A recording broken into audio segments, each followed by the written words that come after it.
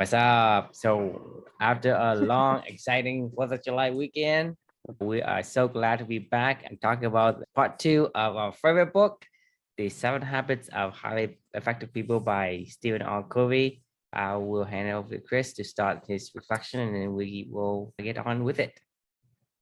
Yeah, I'm excited for it. So, just a quick heads up to any listeners out there today. Our household did get hit with COVID over the past couple of days, so I might, have a few coughs here. So bear with us as we're going through. Everybody's fine, we're good. But yeah, just wanted to give that disclaimer before we started. That said, today, as you know, just mentioned, we're going to be doing a part 5 reflection for the 7 habits of highly effective people. So today's reflection, the second one, will be the power of a paradigm shift. And I will go ahead and fire up my screen. So this one's actually a pretty heavy topic, and you know the story. You've read it in my book, and we've talked about it many times before. But this first time we'll be sharing it with the audience and having a discussion around it that we can share with other people. The author, Stephen Covey, talks a lot about, in the opening few sections of the book, paradigms in general and how the mental models and unique ways that each of us kind of view the world. He specifically uses the analogy of a map. Like if you're trying to get somewhere or go to the same place as somebody else, like if you're trying to go from New York to Chicago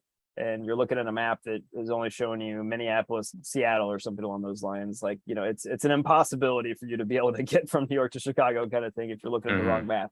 So it's that's kind of a paradigm, I guess. It's your lens on the world. It's your map, that where the way that you view the world, right? So for anybody to have communication with each other, they got to be at least viewing things from the same map. Otherwise, it's impossible to communicate. For me, like when I first read this book in February of 2020, like we talked about before this whole journey really began, I understood this, but I don't know that I really understood it, right? Like I was like, oh yeah, that makes sense. Everybody get on the same map and, we can all align and yada, yada, yada. For me, that would all personally change when I personally discovered the power of a paradigm shift with a very personal story that I'll share. So when my daughter passed away on April 22nd of 2020, and this is a few months after reading this book, and we had just left the hospital that day. I will never forget the entire time that I spent with my daughter, but specifically that last 6-8 hours ish that we spent with her as we extubated her, and my wife held her as she passed away. And it was incredibly emotional. I really can't even put into words to you. I know we talk about always be impeccable with your words. I mean, I try to write it in the book that I wrote, but it's something that it's hard for me to even describe. Yeah, there's no words I think that can equate to that emotion that you're feeling. And I can sense some of it based on the word that you chose, but imagining it, if I were in your shoe, using what I think I can see through my eyes. Like I said, I agree. There's no word that can equate with that. Just that feeling and emotions and like I said, you have to be there. And the thing is, the way that you wrote the book, it's so powerful. It's because you wrote it as you were there versus having a recollection of what you could remember. That's a big difference. And that's the reason why I think a lot of the emotion, I could feel it just because you had so fresh of a thought because you wrote it as a journal. Versus having memories of the past and trying to recall it. That puts you in the place. Exactly. Yeah. I mean, and like you said, there's no way that I could ever adequately, it's an impossible task to try to describe how that feeling was to and I know, honestly, that was by far the hardest thing that I wrote. I mean, every single day, I think when I wrote that book, I pretty much cried until I got past this section in the book. I wrote every single day for the past 2.5 years. I've written like toward a book in some way, shape, or form, and worked on a book in the past 2.5 years. There's only been 2 breaks that I've taken from writing. One was that week in between Christmas and New Year's of 2020, when I was at this stage of the book that I was writing about. It felt like I was back in the room, and it was really hard. And then the second time I took a break was when I went to Hawaii, and I was like, I'm just going to give myself a break because that was way different time, different mindset at that point. But anyway, like this was an incredibly hard thing for me to write about, obviously. But in particular, moving past that stage, it was what I really vividly remember the most after our daughter had passed away was getting back home from the hospital at around like 6 a.m. in the morning, because we'd extubated her around 10 p.m. the night before and processed around like 10 p.m. the night before. And then, officially extubated her. I can't remember the exact time, but either way, like we were up all night long and we were exhausted. We were tired. We'd just gone through something incredibly emotional and something I'll never forget about for the rest of my life. We get home, collapsed in bed at like 6:45, 7 o'clock, something like that, 7:30 in the morning. That was the first time that we'd really had any chance to kind of just let our guard down in general, especially given the last few days of the whole ordeal with Amelia, just always on edge for probably about 5 days straight, basically, and culminating and that experience. And, you know, our bodies just kind of gave out in exhaustion, my wife and I remember waking up after that and just experiencing this pure nothingness. Like everything was just around me. Like, I don't know, it almost felt like I had not a single thought in my head. It was just, I couldn't focus. I couldn't even focus on anything, let alone like one thing, you know, or like meditate or something along those lines. Everything just felt blank.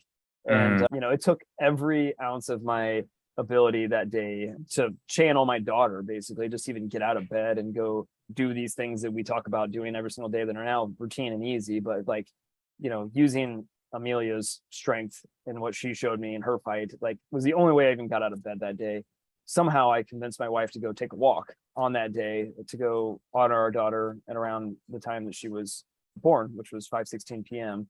And, you know, we got out of the house finally, and it was just happened to be like this beautiful spring day. It was April 22nd was the day that she passed away. So if you're familiar with the spring in the Midwest, it's probably one of the most beautiful times of the year is late April, 70 degrees, you know, some days it's kind of hit and miss sometimes with weather, but when the weather's really nice, it's like just gorgeous. Birds are chirping, the grass is green, the flowers are blooming. It's the reason why people stay in the Midwest, you know, for like those handful of days a year that you actually get where it doesn't suck. And it was one of those days, actually. You know, I mean, obviously I wasn't thinking in that regard, but it happened to be one of those days. So, you know, after my wife and I finally got out of the house and we did everything we could, even put a few feet forward to walk out the door kind of thing, to try to go take a walk together, to think about our daughter and everything that we'd been through, just less than, I don't know, not even 24 hours, you know, removed from that whole experience of Amelia literally passing away in her arms.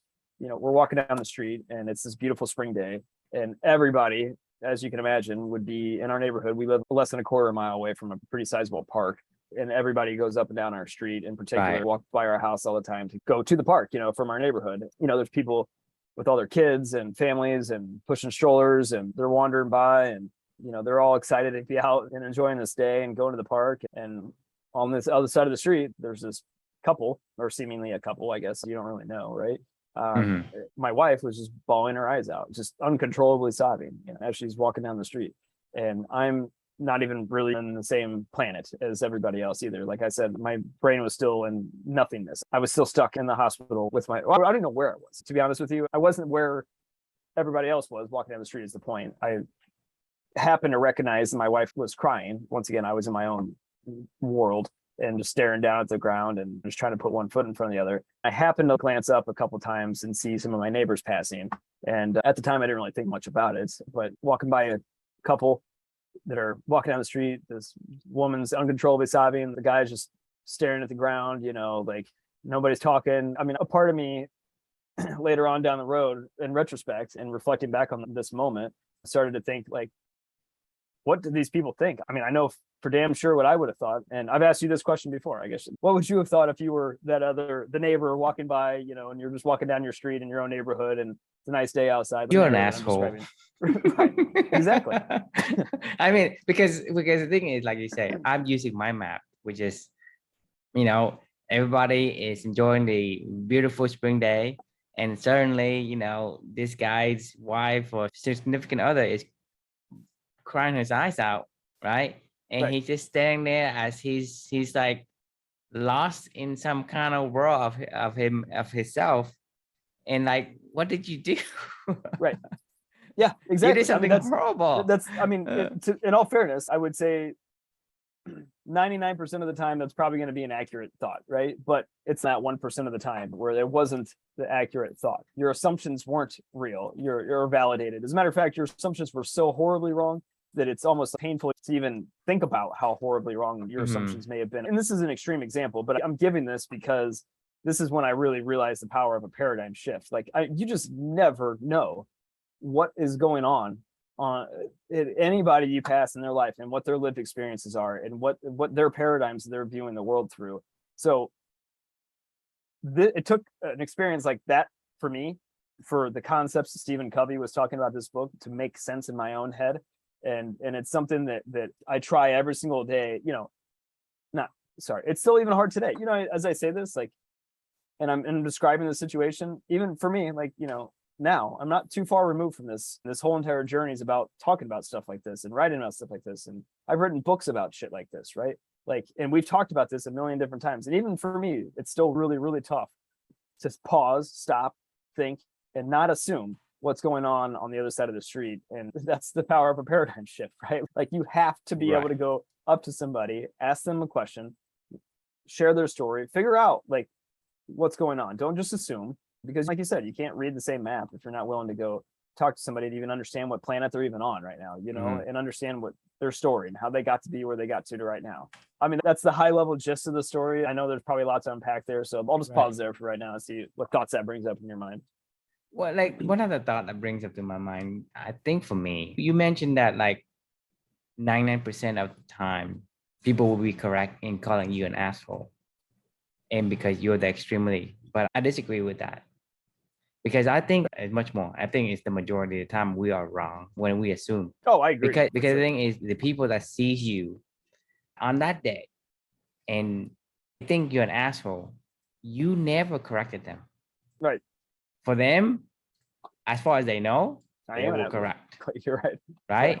Yeah. And even if for me, if somebody misjudged me for whatever reason, there's not there's not like the right timing for me to correct them, right? There's not an opportunity for me to do that. They just assume.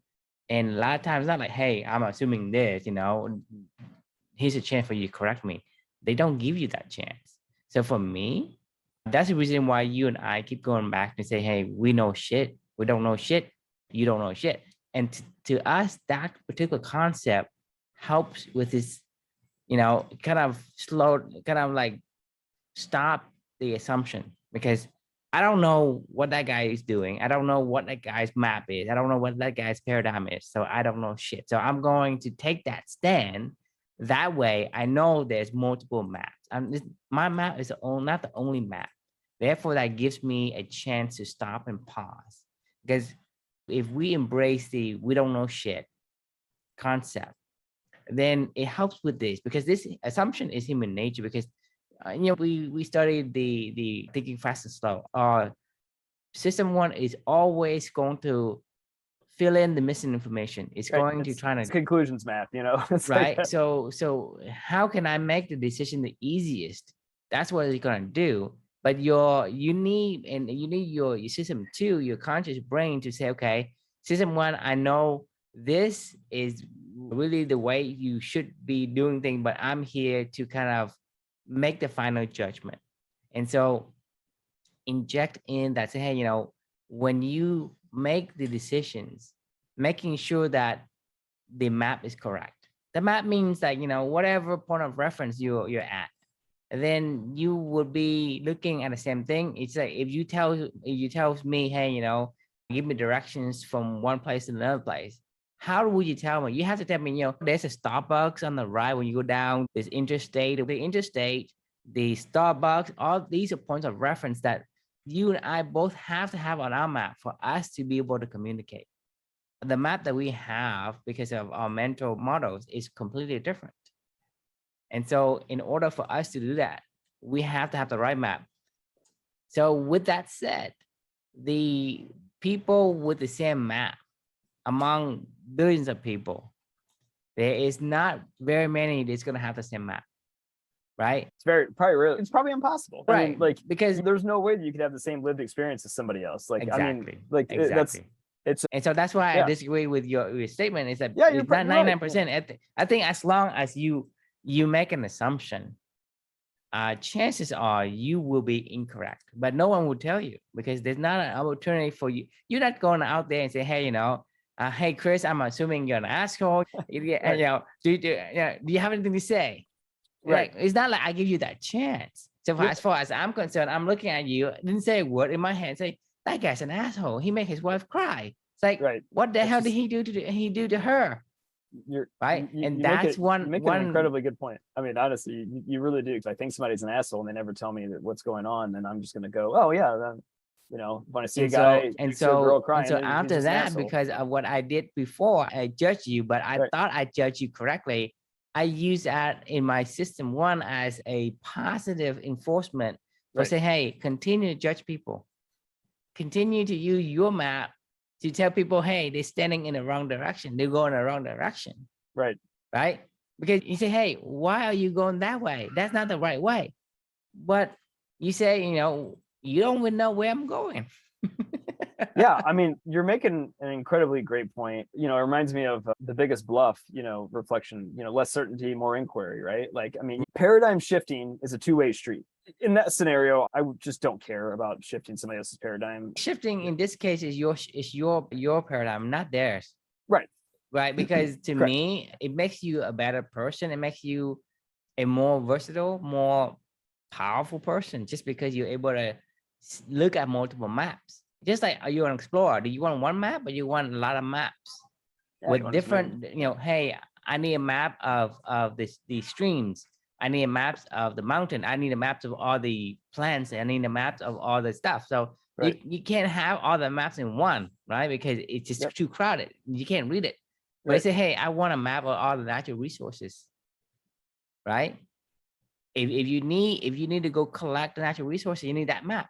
If you know, hey, I need to defend, run a military campaign, I need a map of the terrain, right? And so a different map. Or if you need to give somebody a hug and just say, I'm here to listen, like you need to, that's a different, Right, it's a different map. The map is like a mental model. And Right. my friend Eric would say, it's like when one person look at the forest, it's like a businessman, his map would say, hey, the profit I'm going to make from this forest. The guy with an ecologist would say, the impact of all the deers and the animals and all that. So it think different, Yeah. And so they say, to a man with a hammer, everything looks like a nail, right? They're using the same map and they use that to apply to everything else, but it's like forcing a square peg into a round hole, right? It's just one of those things. So if you think about it, if you are able to switch the maps, how much more versatile you will be, how much more powerful you can be as a person. All you're asking is ask a question. Like, I mean, that's really all you're asking, is to not take whatever you see as face value and to go engage in a dialogue with somebody or ask questions to discover more. I mean, it sounds so basic and simple because it is, but it's Right. also, it's scary. I mean, to be Right. fair, putting myself in the other person's shoes in the scenario that I was describing, like, I don't know, maybe I'm walking into somebody that maybe has a gun on him. Maybe he's walking her to the park. Maybe he's kidnapping her. Like, maybe for as sad and of an example that I was giving in this scenario, for a particular scenario that could have been happening, there could be a lot of really dangerous and scary scenarios, and if you open up ask that question, I mean, could be a bad thing. So, I mean, it's good for business because you'll be able to sell better because you are getting to the right need and problem of your prospect, because that makes you a better salesperson. It makes you a better friend. It makes you a better everything. Asking the questions to know what map are we using before we make any kind of response. It makes you a whole person above everybody else. And to me, isn't that a good thing if you can do that? Right. 100%. And it's I mean, also make you a person that's not gullible, because I can trick you. I can make you show you a map and then you basically going to fall for it. Right. If I say, hey, I'm going to a Disney World, and along the way, I saw an animal and he cracks. What is he? I don't know. Exactly. You say, I don't know. Yeah. It doesn't have to be that hard. It's actually a real duck. Right. Or it's actually some quacker person. Yeah, right. I was gonna say it could be anything, because that's the power if you say, because most people assume they have only one map. Yeah. On one paradigm, and they live inside a paradigm. That's fine. You live in that paradigm, which is your environment, right? Because I mentioned Disney, and everybody use Disney as an anchor, right? They anchor and then they say, well, what's the animal that cracks? It's gonna be Donald Duck, right? 99% will say that. But I can prove you wrong just because, like I say, it's a quacker person, a real duck, or somebody just, yell quack or whatever. And so that's the thing is, if you don't have the ability to shift your paradigm, then you are a one trick pony. You are a Yeah. one-minded person. Yeah. So Everything's a you hammer. Like want you said, you want everything's a to, nail, yeah, yeah, exactly. right. To And a no, I mean, to a guy with a hammer, everything looks like a nail it, because he's it, anchored on his particular map. it reminds me of, did we talk about the entrepreneurial roller coaster yet? I I know you don't and I read that remember. one together, but We read but it. We I talked don't, yeah, about it. I don't think we talked about that one yet. It reminds me of that story of the real estate agent and the entrepreneur roller coaster when he was talking about, like, I don't sell condos, he only works in like 2 buildings or whatever on South Beach, and he's the most successful real estate agent in Miami, and he sells just like an insane amount of about units. And Darren was interviewing them, and he was like, what's your secret? And he was like, well, I don't sell real estate. He was like, well, what do you sell? And he was like, well, I sell parking spaces, I sell closets, I sell an extra bedroom for your kid. He was like, I sell whatever their need is, because I listen to them and they're saying, oh yeah, well, we just had another kid and we're running out of space in our house. Oh, so this is an important place for you to get, XYZ, or whatever. Or, I love cars and I just don't have no spaces. Yeah, this one park has my 3-car garage and an Right. extra thing over there, and you can also have this spot where you can build out when you need to. It's Right. like, okay, so who cares about the rest of the house? Pretty much, for yeah. me, I mean, like, for me, show me a gourmet kitchen. Just show me a gourmet kitchen with all the bells and whistle, and then you got yourself a buyer.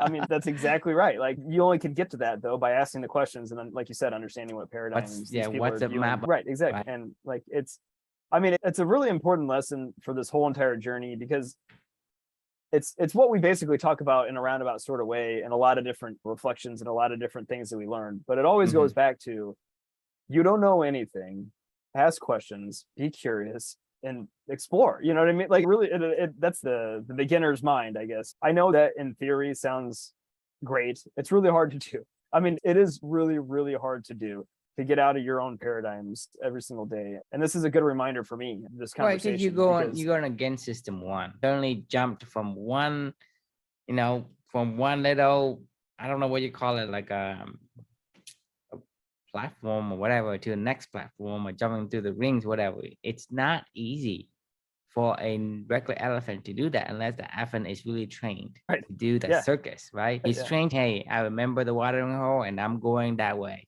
And that's what I do. Until you are trained, which is going against the conditioning of the elephant for naturally when it was born, until when you're riding it, it only gonna do things it knows, which, like we said before, in system one, based on thinking fast and slow, system one is gonna do anything automatic, but it's taking that over time. Over time, it knows that, hey, positively reinforcing this way to do things is a way that you want. And when you create that through a habit, it's going to take over and it's going to do that automatically, and it will fill in the gaps. And that's what it does. It's making an assumption, because for it to say, hey, I'm not going to do anything, well, you could be life in that situation just because, right? If you let your system two takes control of your breathing, you're going to die just because you forget to breathe. System two is going to do that. Until you tell me something different, I'm going to continue to do what I know how to do best. And so assumption is one of the things it does, right? And so in order for you to fix that, it's not to say that you stop the assumption. You just say, hey, put another extra layer of influence on the assumptions. You can still make the assumption, but say, hey, there are different layers that you can take the map and see if the map is correct. Can you even verify whether or not there is a same point of reference from your map to the other person's map? So that triggers the inquiry. Whatever the situation is, you need to ascertain some kind of, you need to gather more data. Some kind of data you can go. Like I said, if you understand me, talk to me about what I like to do during my free time, right?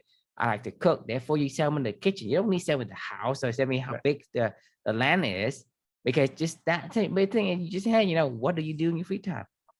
What people like to do the I talk most? to this dude every single night about, books and stuff. Oh, well, I got a great library in this place. Like, you got all these books, like, you're gonna need a place to store it. You need a nice office space to have a conversation.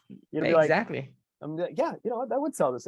These are really nice bookshelves around here. I can see this. Yeah, this is Yeah. really cool. This would be an awesome and study, you and, and know. also with that, even with that, you shifted your paradigm to align with the person's other paradigm. But you can also, once you connect on his paradigm, you can actually shift his paradigm, Yeah, because once you understand that he's an avid reader, he loves books, right? He didn't see the bookshelf, maybe not, but it's easy for him to be hinted on the number of bookshelf the house has, right. and that may shift his paradigm as well. So you're able to shift only when you can align with his paradigm, and they connect with that commonality before you can shift his perspective. 100%. So I'll my final thought that I want to take around this conversation is so what, right? Like, it's great. So you can shift your paradigms and be able to connect with other people. So you can go sell a house. So you can be a card, play, poker better or something like that, where you can see where people are coming from and understand, like we talked about with the Biggest Bluff book, whatever. So I was thinking, yes, that can be used, by shifting paradigms. You can get, you don't just do it for gain, though. I think for me personally, the so what is, humanity is all about communication in general. We're social creatures. Like, we want to feel connected, meaningful work, meaningful relationships. We want to be able to share with other people, what we do and what's important to us and the emotions that we're going through in our life. Otherwise, what's it all about, right? Like, so if you're constantly walking through life with the whole, flip it around of less certainty, more inquiry, right, and more assumptions, you're missing out on so many opportunities to communicate, connect, to build relationships with other humans out there in the world, and by getting on their paradigm, right? Like, there's a huge missed opportunity for every single person that walked by me that day, walking down that street, like, and walking by my wife and walking down the street and just coming over and putting their arm on us and saying, like, what's going on? Like, I mean, do you want to talk about it or whatever it may have been? And we probably just would have broke down. And I mean, we talked about our daughter. I mean, like, yeah, I wanted to talk about my daughter. I talk about my daughter all day, every opportunity to go, explain to somebody what we just went through during that time. Like, I certainly wouldn't have had words to describe, but I would have, yeah, I wanted to talk about it, Amelia. Like, it would have helped to talk about it versus just keeping things inside and walking down the street. Like, you could have helped somebody else, right? You could have been there for somebody else. You could have built a friendship. You could have met a new neighbor. I say all this stuff to say, like, I'm not good at this myself. I don't do this every single day myself. I should be better at it, because that's what it's about, right? So that's the so what for me, right? Yes, you can use this for personal gain, but at the same time, you could also use it to just be a better human. Right.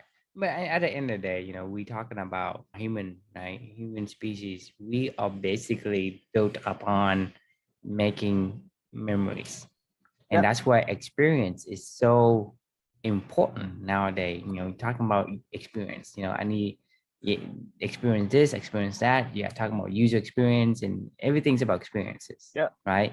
And because experiences make memory, and for us as a human species to have more enjoyable moments versus moments of anguish, right? Which one would you want? Well, the thing is, if you do the things that connect with other people, let people appreciate you, let you appreciate people, then you see the beauty in the world, and you will have more memories. Yeah. Which is good memories, right? Good memories. And I the thing agree. is, what else is there that you want? I mean, you don't have to do it for selfish reasons, but you say, well, what am I doing here on earth? I mean, I need to have memories. Without my memories, who am I? I can just be another person. And so it's one of those things where this kind of concept, this kind of idea will allow you to use that as a lever to open the doors to other people. Because I can come to you, Chris, and I say, ma'am, is this guy bothering you? Right? What would you do? It's just the same curiosity. But if you say, would you like to talk about it? I'm here to listen. That opens a whole different door. That's a key to open a different door versus giving somebody an option. And so for me, having this paradigm, it's very, very powerful, even though it doesn't seem like that at first, but it is one of the fundamental need we have as a human. Because you think about it, I ask you, if you make $1 billion, but you can't tell anyone, What's the point? right? If you ran a marathon under 2 minutes, but you can't tell anyone, right? You mean 2 hours, by the way? Yes. So like whatever record that you want to have, whatever achievement that you accomplished, you can't tell anyone. How What's would the that what's the point? What's the point? You know, I exactly? mean, The important thing is about celebrating it with people that you admire, that appreciates you, and you appreciate them. That's a connection that we yeah, have as human beings. And so this paradigm that you learn to shift allows you to connect and to yep, open the doors. It's for you and it's for them. Because when really, you hear your story, you have learned a new perspective. The thing is that ideas that we share, it does not get diminished because we shared it. Think about it. If there's an idea or an experience that you share, does the idea goes away from you and go into the other? It doesn't. It multiplies when no, you share. It makes both of the person connecting better than they were before, I couldn't agree right? more. And It's so if it's we very well use a said. paradigm of limitations, not abundance, we say, well, if I share it, that means that I have less of it. And that paradigm is wrong in that case. So what means that, hey, you do it for yourself or you do it for others. I mean, it's only two. But the thing Yeah, is, it's going to give you both because it takes two to tango, right. It's that powerful too. Yeah, and you're right. And right? it's Because about when connection. somebody gives, somebody has to receive, Right. It's about connection. But all humanity right? is, Quarterback and you pass the receiver. yeah. Would Tom Brady, if he had no wide receivers, if he was just throwing Yeah. balls, to no one, would anybody care? Of course not. No. But how good when he is, and Yeah. would people say if there's no receiver, he just throw wherever, and like, oh, there's nothing impressive, but like Right. he throws to that guy over there at that moment, at that stride. Yes, it's impressive. He's a go. Right. But if there isn't the receiver, then it's not as impressive because we just don't see it. But like I said, Agree. back to what we're saying is this book is really, really packed with a lot of wisdom that it's not hard to understand, but it's also very, very But also very hard to understand. yes, I yes. mean, your analogy of the elephant earlier, you're right. We think that we have so much to do in the course of a day, and we train I mean, like, look, it's not lost on me that we're kind of talking out of both sides of our mouth because we're all about talking about consistency and building habits that are aligning to your values and yada yada yada and all that other Mhm. stuff that we like to talk about because it is important, right? And aligning it to your purpose. But at the same time, you have to also constantly be willing to say maybe these values aren't the right values. Maybe the stuff that I'm doing every single day isn't the right stuff, and still ask the Mhm. questions and be curious and still go explore humanity and help each other. It's always a balance. It's always a polarity. It's always a give and take to find Yeah, but at that the end of the homeostasis. day, it's about finding meaningful work, meaningful relationships. So I suggest you should build in to help your paradigm building muscle, the idea of You must have switch questioning. paradigms. I mean, the thing is, I'm going on a trip and I run across this convenience store and I just pick up a map and I say, well, I'm going to take this route. Does that work? It can, but probably not a good idea. What's the chances that I pick the right map and I'm starting where I'm at?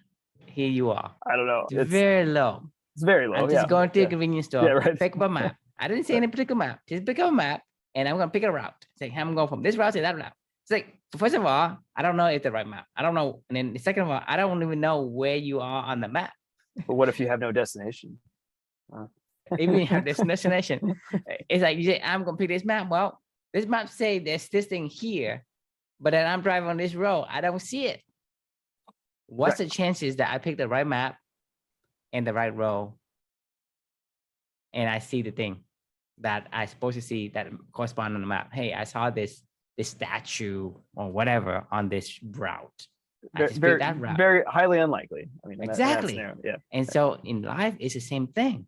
Right. You can't just pick a map at random. And in life, there's more maps than there is maps that we're It's talking about, infinite. like physical maps, it's an infinite number. I mean, right? it's every And single so person is your different. chance of picking the right map, it is so low that you probably win the lottery multiple times before you can pick the right map Yeah. in real life. I mean, But I the thing agree. is, Yeah. just one thing gonna give you the right map. Ask for it. Hey, where am I at? What do you know that I know that it's the same? And then the two maps combined together, and you say, well, I'm on the right map.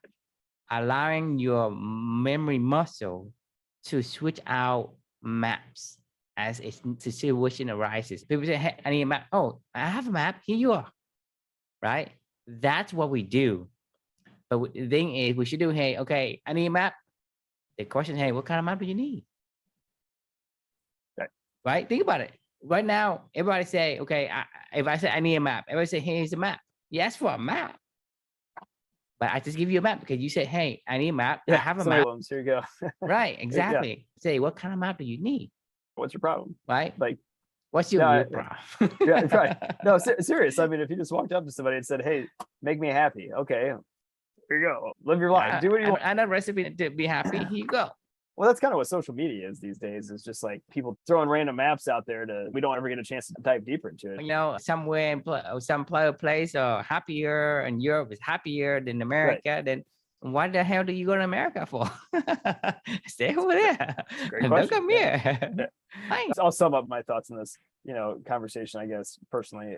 You and I couldn't probably be two more different people when it comes to like a lot of things and our personal maps, right? Like the importance of sharing, having a shared paradigm is the reason why we do what we do every single day, because we've been able to figure out, right? It allows us to get situations where every single day after day after day, we're further confirming that we're still on the same path together. Like otherwise we wouldn't do this shit. Like we would both be like, I don't know where this is going, man. Like, and that's okay. I think we both know why we're on the same path, and we both know how we got on that path, and we both know that where we ultimately want this path to end up someday. And we're going to take our own different approaches to it, but at least we understand together where we're both going, and we're cool with that. And whatever come what may, but like, I don't think there's no way that any of this is possible without us being aligned on the actual destination that we're going and the steps that we want to take along the way. It has to be the same direction. Otherwise, it's going to be, a chore for the other person. And if it's a chore, something that you don't want, then it's not it keeps staying this long. Right. This cannot. Yep. I agree. Right. I mean, because you think impossible about it, it's not like anyone is paying you to do any of these, right? It's not like an immediate reward or like 10 years from now, you have a bunch of money or anything like that. It's not like that, right? It's like, hey, it's just nonprofit. There's no money in it, but yet you and I do this every day for 2 years. Yeah. Right. And if it's not in the same directions, I can't do it for this long. And if you can't do it, you can pretend, but you won't make it this long. I don't care how good you are, Chris. If it's not something that aligns with your values, it's a drag. It's a drag on you. Willpower can only take you so far, Exactly. Yeah. It's a depleting resource. I think we're officially out of time on this one tonight, though. Yes, 7 Habits. This book is really great. Yes. Most people, when they look at this book, they say, well, there's not too much to take out of it, just because, it's like, okay, it's not that complex. Yeah, I know this. But if you really try to study it, it's actually a lot of things that it's not easy to incorporate. Just because it's simple to understand doesn't mean it's easy to incorporate into your life. No, it's never going to be easy. I mean, it's always going to be a challenge. Pretty hard. Like I said, I wrote this, I lived this, and I still struggle today as time further passes and my elephant gets back on the schedule again, and I stop asking as many questions all the time.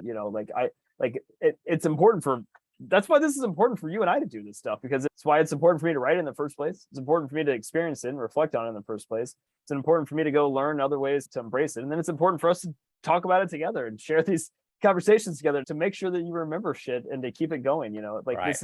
It's a never ending journey. Elephant for us, we got to talk about these concepts that we learn. We're talking about the beaver must dam, to a man with a hammer, everything looks like a nail. We don't know shit. These are training the elephants, and we are better for it, just because that is the toolbox that we go to, and in those box we have these tools, and we can use them, right? And we can use them at our fingertips. I mean, even a damn beaver would probably forget how to dam if he spent 2 years not damming, and he'd probably be like, what do I do again? What? I like, Yeah. I like take Do I this get piece and knock stars? this Do thing I down. get Yeah. rocks? What is it? Right. Awesome. All right. Well, can't wait for the conversation tomorrow, and we'll do part 3. And a question we can leave with everybody is, what are the most powerful paradigm shifting moments of your life that you can reflect back on, and how you felt in that moment, and how you can apply that going forward? So go ask some more questions. We will see you all tomorrow. Sounds good. See ya.